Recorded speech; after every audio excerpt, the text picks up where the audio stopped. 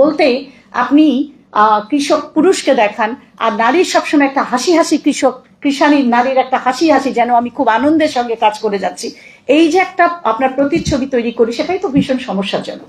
ফলে এই স্বীকৃতি না দেওয়ার কারণেই কিন্তু তিনি আবার নানা ধরনের বৈষম্যের শিকার হচ্ছেন।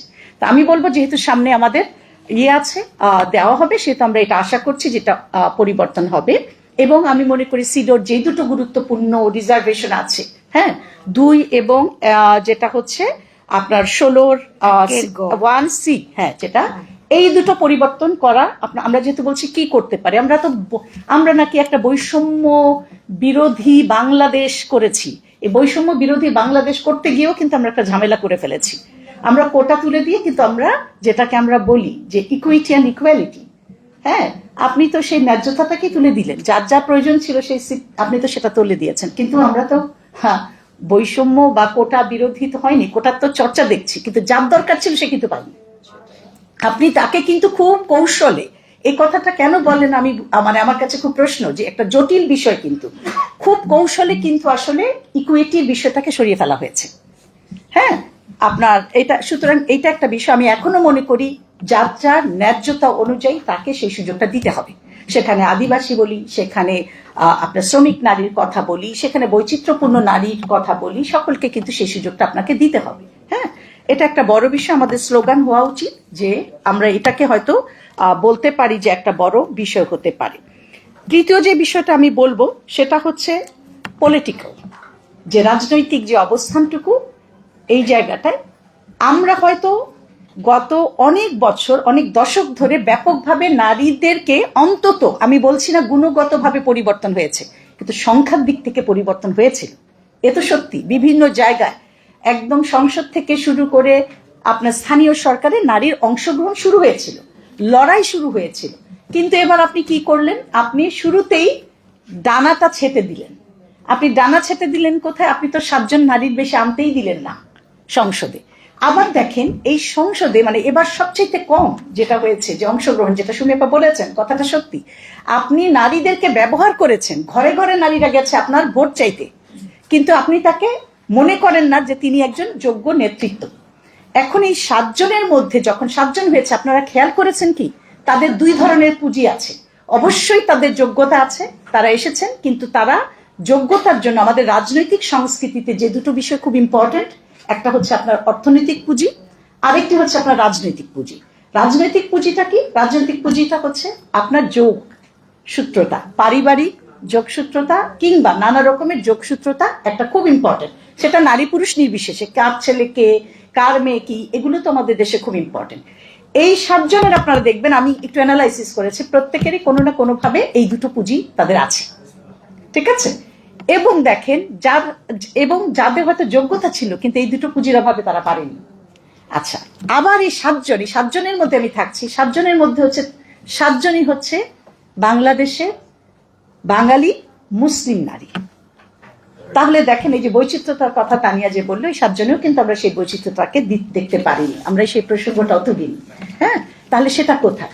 এখন প্রশ্ন হচ্ছে, আমি ধরেই নিচ্ছি যে আমার কথা আমাকে সংসদে গিয়ে বলতে হবে, নারী, ঠিক আছে, 50টা রিজার্ভ সিট আছে, আমাদের এখনই সময় হয়েছে বলার যে আপনারা তো পরিবর্তনশীল একটা বাংলাদেশ চান।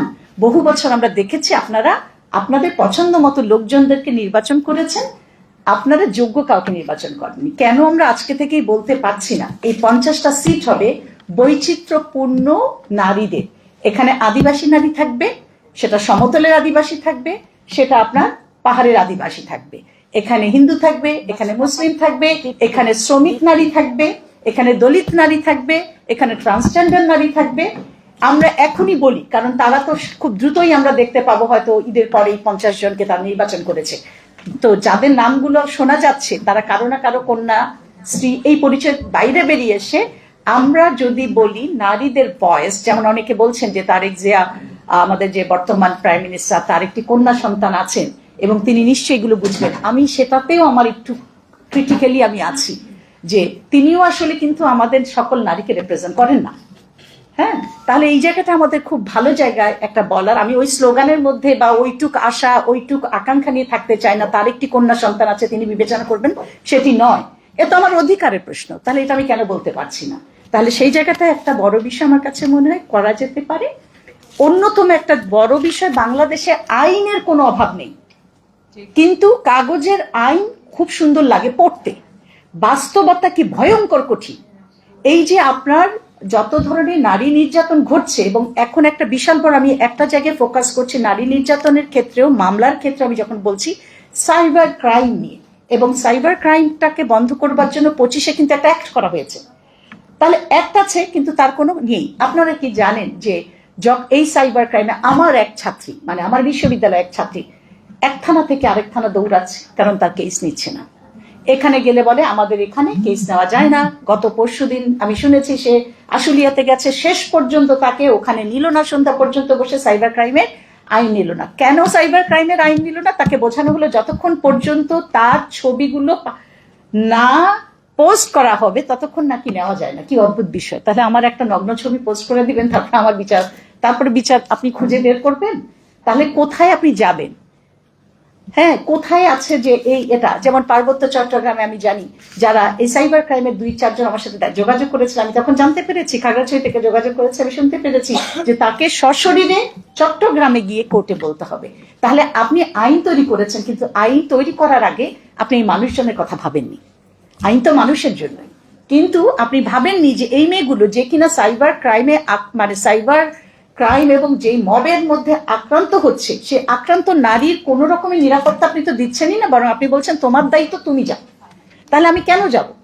আমি তখন গুটিয়ে যাচ্ছি। তাহলে এটা একটা বড় জায়গা আমার কাছে মনে হয় যে কিভাবে আইনগুলোকে মোর নারী বান্ধব, বা যিনি কিনা অন্যায়ের, যেটা সেটা শুধু নারী নয়, যে কোনো লিঙ্গের মানুষজন যখন আক্রান্ত হচ্ছেন কতটা তার বান্ধব করা হচ্ছে, সেটা হচ্ছে গুরুত্বপূর্ণ। শুধু শুধু আইন তৈরি করাই নয়, আইনের অনেক অনেক অনেক বিষয় আছে। আরেকটা বিষয় বলি, সেটা হচ্ছে, তারপর আরেকটা বিষয় বলি, সেটা হচ্ছে এখানে লেখা আছে অবশ্যই, সেটা হচ্ছে কর্মক্ষেত্রে আছে, কিন্তু কেন এত শ্রমিক, নারী শ্রমিককেই কেন চাকরি ছাড়তে হয়েছে বা ছাঁটাই হয়েছে, এটা একটা বড় প্রশ্ন, আমাদের ভাবতে হবে। তবে এটা স্বল্প পরিসরে হয়তো বলা সম্ভব নয়, কিন্তু আমি একটা জায়গায় বলবো, সেটা হচ্ছে যেটা আছে ওয়েজ, মজুরি, শ্রমের কিন্তু ব্যাপক আপনার বৈষম্য আছে। ইন্টারেস্টিং বিষয় হচ্ছে, আমি একবার কোথাও একটা বলছিলাম যে বৈষম্য, এবং আমার গবেষণা থেকে আমি বলেছি কোথাও কোথাও, যেমন পার্বত্য চট্টগ্রামে 100-150 টাকা পর্যন্ত আপনার বৈষম্য আছে, কোথাও 20 টাকা, কোথাও 50 টাকা। যেখানে হয়তো এনজিও গুলো অনেক বেশি অ্যাক্টিভ, সেখানে হয়তো একটু কম। স্বীকার করলেন না ওনারা নিলেন না, সরকারি পক্ষ থেকে নিলেন না, বললেন না এটা সম্ভব নয়। আমার কাছে মনে হয় সময় এসেছে আমরা যে যেখানে আছি সে তার জায়গায় বসে একটা ম্যাপিং করা, যে আমার কারখানায় কেমন, দিনাজপুরে কেমন, রংপুরে কেমন, তার একটা যদি আমরা ম্যাপিং করে নীতি নির্ধারকদের কাছে তুলে ধরতে পারি, তাহলে সেটা একটা, আমার কাছে মনে হয় একটা বড় জায়গা হতে পারে, কাজ হতে পারে। সর্বশেষে আমি আরেকটা জিনিস বলবো, যে শিক্ষায় তো ড্রপ আউট তো দেখতেই পাচ্ছেন। এই শিক্ষা একটা বড় বিষয়, একটা একদম পিরামিডের মতো, নিচে থাকবে নারীরা, আস্তে আস্তে উপরের দিকে আসবে। আমাদের এসএসসি পরীক্ষা কবে? জুন মাসে। কেন সেটা পিছানো হলো? কারণ হচ্ছে ইলেকশন। জুন মাসে সবচাইতে বেশি বৃষ্টি হয়। তাহলে কি আপনি ভাবেননি আপনি কিভাবে রাষ্ট্র নিজেই ঝরিয়ে দিচ্ছে? কারণ এই সময়ে যেই সকল এলাকাগুলো, হাওর অঞ্চলগুলোতে, ওই নারীরা কোথায় কিভাবে পরীক্ষা দেবে? ফলে আমাদের কখনো এই জিনিসটা ভাবনার মধ্যেই নেই, ইলেকশন সুতরাং পিছিয়ে দাও। কিন্তু একটা শিক্ষা ব্যবস্থা আপনাকে কিভাবে পিছিয়ে দিয়েছে। তাহলে যারা এবার পরীক্ষা দিতে পারছে না, আপনারা দেখে রাখবেন, হয়তো আগামী বছর দেখবেন তাদের অর্ধেকেরই বাল্য বিয়ে হয়ে গেছে। এখন আপনি বলছেন বাল্য বিয়ে হচ্ছে, প্রশ্ন হচ্ছে, আপনি তো বাল্য বিয়ে হচ্ছে অনেক নানাবিধ কারণে, কাঠামোগত তো অনেক বিষয়ই আছে, সেটা আমরা সকলেই জানি। কিন্তু আপনি যে তৈরি করে দিয়েছিলেন একটা আইন, স্পেশাল অ্যাক্ট তৈরি করেছেন 17, এখন সময় এসেছে ওই অ্যাক্টটাকে বাতিল করা। আমাদের তুলতে হবে, সেইটাকে আমাদের বাতিল করতেই হবে, না হলে কিন্তু রাষ্ট্র নিজেই কিন্তু এই দায়িত্বটা নেবে। সর্বশেষ যেটা আমি বলি, সাংঘাতিক রকমের ক্লাইমেট চেঞ্জে, জলবায়ু পরিবর্তনের এফেক্ট আমাদের মতো রাষ্ট্রগুলোতে পড়েছে, তারও আবার গ্লোবালি এবং লোকালি, তারও আবার সবচেয়ে বেশি ক্ষতিগ্রস্ত হচ্ছে নারী। শারীরিকভাবে তার যদি রিপ্রোডাক্টিভ হেলথ নিয়ে আপনি দেখেন, অনেক কাজ আছে, তার সে বাস্তুচ্যুত হচ্ছে, তার নানা রকমের হিট, এখন একটা হচ্ছে বড় একটা বিষয় হচ্ছে হিট নিয়ে, যেটা তার শরীরকে কিভাবে করছে। আমাদের যেই নেগোসিয়েশন প্রসেস, সেখানে আমরা সারাক্ষণই হচ্ছে কত ডলার পাবো আর কত ডলার পাবো না, কত ডলার আমরা চাইবো, কত আমরা পাবো না। কিন্তু এই মানে ক্লাইমেট যে একটা ইনজাস্টিস তৈরি হয়েছে, সেই ইনজাস্টিসের যেই সবচাইতে বেশি ক্ষতিগ্রস্ত হচ্ছে সেই নারীকেই কিন্তু আমাদের সেই নেগোসিয়েশনের জায়গায় কখনো আমরা দেখতেও পাই না। এমনকি সেই নারীকে, নারীর জন্য যে কি করা হবে তার কোনো, যে কোন এক এক অঞ্চল ভেদে এক এক রকমের যে আপনার দায়বদ্ধতা সরকারের রয়েছে, কর্মসূচি থাকা উচিত, সেটারও কিন্তু অভাব রয়েছে। বলতে গেলে সারাদিন হয়ে যাবে। সুমি আপা বারবার আমার দিকে তাকাচ্ছে। আপাতত আমি এখানে থামছি। অনেক ধন্যবাদ। ধন্যবাদ আপাকে। আপা অনেকগুলো দিক একই সাথে আমাদেরকে দেখিয়ে দিলেন। একইভাবে একদম সেই সংবিধান থেকে, সিডো থেকে শুরু করে আমাদের কোটা এবং রাজনীতিতে নারীর অংশগ্রহণ, নারী শ্রমিকদের অবস্থা, শিক্ষার বিষয়গুলো, আমাদের আদিবাসীদের ইস্যুগুলোকে, এবং ক্লাইমেট চেঞ্জের এফেক্ট যে কত মাল্টি ডাইমেনশনের বিষয়গুলো আছে, সেই প্রত্যেকটি জায়গায় করণীয় জায়গাগুলো কিন্তু আপা দেখিয়ে দিলেন। অসংখ্য ধন্যবাদ আপাকে। আমরা এখন একটু ব্র্যাকের আমাদের আপা যিনি উপস্থিত আছেন, ফাতেমা ফেরদৌসী আপা, প্রোগ্রাম ম্যানেজার হিসেবে কাজ করছেন ব্র্যাকে। আমি আপাকে একটু অনুরোধ করব যে 2 মিনিটে একটু ওনার বক্তব্যটা দেওয়ার জন্য। আমাকে সুযোগ করে দেওয়ার জন্য। আমি আসলে তানিয়া আপা সরাসরি স্টুডেন্টস, আপার সাথে বসে কথা বলছি, ভালো লাগছে। তার সাথে সাথে আমি ব্রাইটে জেন্ডার জাস্টিস ডাইভার্সিটি প্রোগ্রামে কাজ করছি। এখন এটা নিয়ে যদি প্রথমে বলতে চাই, বৈষম্যের জায়গাটা, ধরেন পড়াশোনা করেছে একটা লম্বা সময়, কাজ করছে জেন্ডারটা লম্বা সময় ধরে, কিন্তু এই যে একটা দীর্ঘ পথ চলার যে জায়গাটা, সেখানে আসলে পরিবর্তন কতটুকু লক্ষ্য করা আমার কাছে মনে হয় কয়েক পা আমরা এগোচ্ছি, আবার একই সাথে কয়েক পা পিছাচ্ছি। এখন এরপরে তোমার কাছে আসবো। ওই যে একটা কথা আছে যে সরকারকে ব্যথা ওষুধ দিব কোথা, তা আমাদের অবস্থা এখন সেরকম হয়েছে যে কোথায় আসলে ধরবো আমরা। আপনি রাজনীতি থেকে শুরু করে, ফ্যামিলি থেকে শুরু করে, এডুকেশনাল ইনস্টিটিউশন থেকে শুরু করে, কর্মক্ষেত্র থেকে শুরু করে, প্রত্যেকটা জায়গাতে, প্রত্যেকটা স্টেজে আছে বৈষম্য। এখন শুরু করার জায়গাটা আসলে খুব জরুরি। তো আমি ধরেন একটা লম্বা সময় কাজ করার এক্সপিরিয়েন্স থেকে আমার যেটা মনে হয় যে যেটা থেকে আসলে চিন্তা করা উচিত, সেটা হচ্ছে আমরা না অনেক বেশি ছড়িয়ে যাই। মানে ধরেন এই যে আজকে সবাই একসাথে বসেছি, আমরা অনেকগুলো জায়গা চিন্তা করছি যে আইনুন আপা, তানি আপা, সুমি আপা, অনেকগুলো জায়গা বলছে। আসলে অনেক জায়গাতে বৈষম্য আছে, কিন্তু আসলে শুরুটা করবো কোথা থেকে? তো আমার সেই জায়গাটা থেকে মনে হয় কি যে প্রত্যেক বছর আমাদের একটা করে ইস্যু চিন্তা করা উচিত, এবং সে একটা করে ইস্যু চিন্তা করে নেই সবাই, একদম গভর্নমেন্ট ইনস্টিটিউশন থেকে শুরু করে যতগুলো অ্যাকশন ওরিয়েন্টেড সংস্থা আছে, প্রত্যেকে আসলে ওই ইস্যুটা নিয়ে সমস্যার একসাথে কাজ করা উচিত। যেমন এখনকার কন্টেম্পোরারি পার্সপেক্টিভ থেকে তানিয়া আপা যেটা বললেন যে সহিংসতা তো একটা লম্বা সময় ধরে হচ্ছে, কিন্তু রিসেন্ট টাইমে অনেক বেশি যে সমস্যাটা হচ্ছে সেটা হচ্ছে যে রেপ, ভীষণ রকম রেপের ঘটনাটা বেড়ে গেছে। এখন ওয়াই নট যে আমরা এই 2026 সালে যখন আমরা কথা বলছি, তখন আমরা এই একটা জায়গাতে ভীষণ রকম ফোকাস করি যে টানা 1 বছর আমরা যতগুলো ইনস্টিটিউশন এই জায়গাগুলোতে কাজ করছে, সবাই আমরা এই জায়গাটাতে অনেক বেশি অ্যাকশন ওরিয়েন্টেড হয়ে কাজ করব। যেমন আমার মনে আছে যে একটা সময় যখন অ্যাসিড ছুঁড়ে মারা যে প্রবণতাটা ভীষণ রকম স্প্রেড আউট করেছিল, এবং তখন কিন্তু সবাই একই টোনে, একই অ্যাকশনে অ্যাসিড এই থ্রো করার বিষয়টাকে নিয়ে কিন্তু কাজ করেছিল। এবং কন্টেম্পোরারি পার্সপেক্টিভ থেকে আমরা দেখেছি যে প্রবণতাটা হ্রাস না হলেও এখন কিন্তু একটু মাত্রাটা কমে এসেছে, কারণ সবাই একটা এজেন্ডা নিয়ে আমরা কাজ করা শুরু করেছিলাম। সো ওয়াই নট যে এবছরের যে আমাদের ইউবান ওয়ামানেরও যে জায়গাটা, যে অ্যাকশন, রাইট জাস্টিস অ্যাকশন, সেখানে আমরা একটা ইস্যুকে ফোকাস করি যে সবাই আমরা এই বছরটা আমরা এই জায়গাটা নিয়ে সবাই কাজ করব। যেভাবে হোক ধর্ষণের জায়গাটাকে আমাকে অ্যাড্রেস করতে হবে, এটার মাত্রাটাকে কমিয়ে আনতে হবে। আইনুন আপার সাথে আমি পুরোপুরি একমত যে আমাদের আইনের কোনো অভাব নেই। আমি আস্তে আস্তে একটু রিড আউট করছিলাম যে আপনি দেখেন, মানে একদম আমি মানে লিস্টেড করে নিয়ে আসছি যে কত ধরনের আইন আছে। নারী ও শিশু নির্যাতন দমন আইন, পারিবারিক সহিংসতা আইন, যৌতুক নিরোধ আইন, বাল্য বিয়ে আইন, পারিবারিক আদালত আইন, অ্যাসিড অপরাধ আইন, তারপরে হচ্ছে যৌন হয়রানির প্রতিরোধ আইন, মানে অসংখ্য আইনের আমাদের কোনো অভাব নেই, কিন্তু সমস্যাটা হচ্ছে অ্যাকশনের জায়গাটা থেকে। তো এই জন্য আমার কাছে মনে হয় যে একটা জায়গা থেকে শুরু করে নিয়ে তারপরে ধীরে ধীরে অন্যান্য জায়গাটাতে যাওয়া উচিত। তো এবারের একটা চিন্তা জায়গা হতে পারে যে ধর্ষণ নিয়ে আমরা সবাই একই সাথে কাজ করা।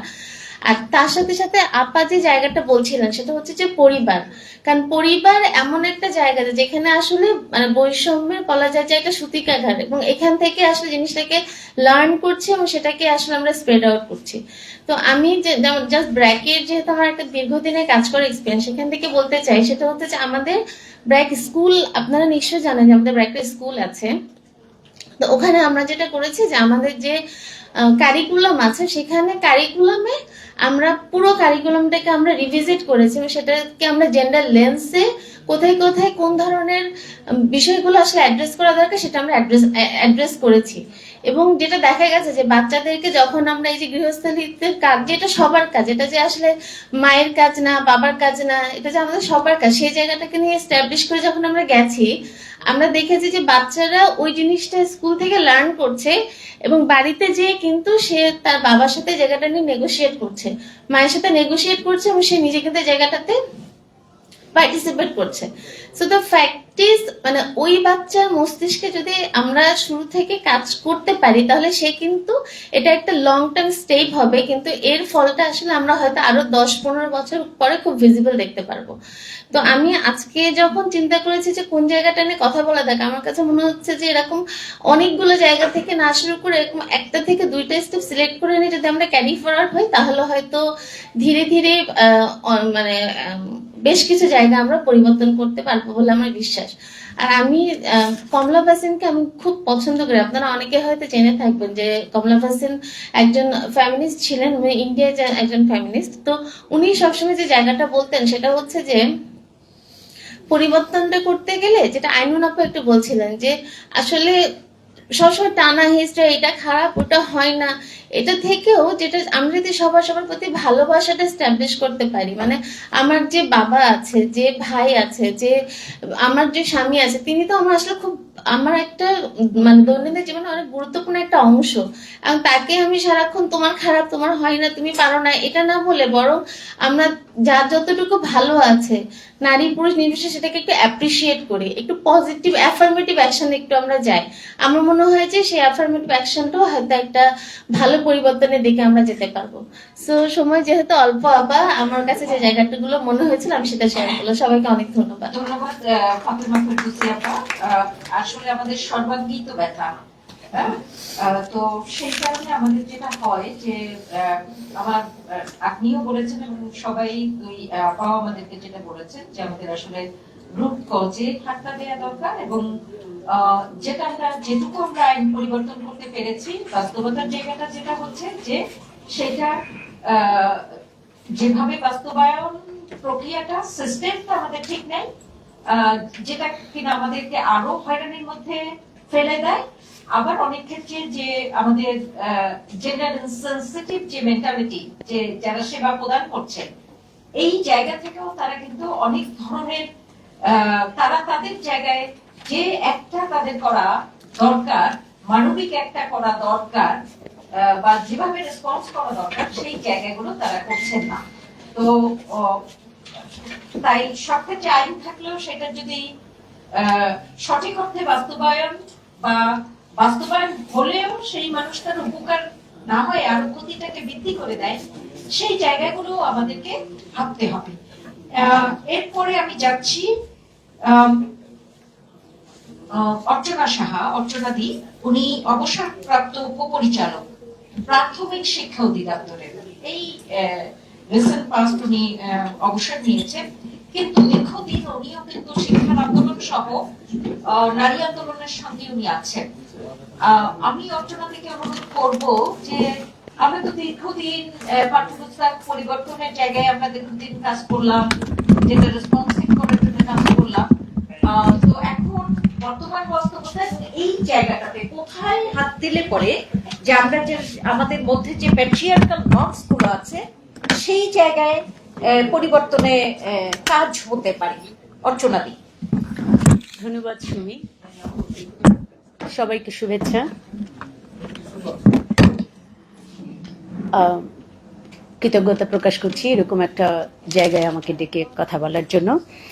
তো আমি শুরু করছি, প্রথমেই সুমি যে কথাটা বলেছিল সেখান থেকেই, সেটা হচ্ছে যে আমাদের যে আমরা এবার দেখলাম মন্ত্রী হয়েছেন মাত্র 7 জন, সেই জায়গা থেকে আসলে রাজনীতির এই জায়গাটা তো একেবারে হঠাৎ করে হয়ে যাবে না। আমি আজকে চাইলেই আমি মনোনয়ন দিয়ে জমা দিলাম, কালকে আমি হয়ে গেলাম, এরকম বিষয়টা নয়। এটা হতে হবে, হ্যাঁ, পারিবারিক, তানিয়াপা যেটা আইনুন্নাহার আপা দেখিয়ে দিয়েছেন যে ওনারা কোন কোন গ্রাউন্ড থেকে এসছে, তো সবাই তো সেই গ্রাউন্ডটা পাবে না। তাহলে তাদেরকে গড়ে তুলবো কিভাবে? যদি আমরা এই সংখ্যাটাকে বাড়াতে চাই, সেটা গড়ে তুলবো কিভাবে? আরেকজন, তো সেই জায়গা থেকে আমি যদি বলি, শুরুটা হয় কোথা থেকে? প্রথমে যে আপা বলেছিলেন যে ঘর, সবার আগে ঘর। আমাদের প্রাথমিক শিক্ষায় শুরুটা হয় প্রাথমিক শিক্ষায়, আমরা দেখি যে অনেক ছেলে মেয়ে প্রায় সমান সমান অবস্থানে আছে, অথবা কখনো কখনো বেশিও আছে। কিন্তু এই জায়গাটায় যে পিরামিডের কথা বলেছেন, যে পিরামিডের মতো আস্তে আস্তে দেখি আমরা এই জায়গাটা কমতে থাকে। কেন কমতে থাকে? সেই জায়গাগুলো যদি আমরা একটু নক করে দেখি, বিশেষ করে সুমি আরো উল্লেখ করে দিয়েছে যে কারিকুলামের জায়গাটাও কি হলে আমরা, আন্দোলনটা অনেক আগে থেকে শুরু হয়েছে। একটা সময় দেখানো হতো আলম বল খেলে, আমিনা পুতুল খেলে। কেন আমিনা বল খেলতে পারে না?